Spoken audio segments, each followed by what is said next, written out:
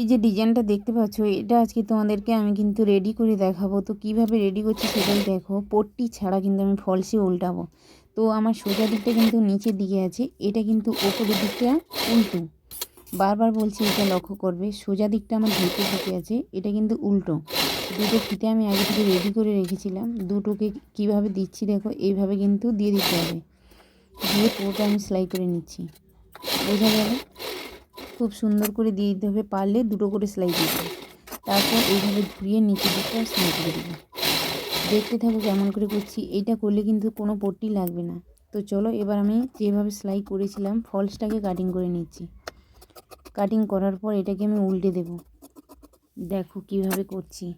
এইভাবে হাত দিয়ে আমি সোজা দিকটা সামনের দিকে নিয়ে আসব। বোঝা গেল? তো এইভাবে দেখো কত সুন্দর এসছে।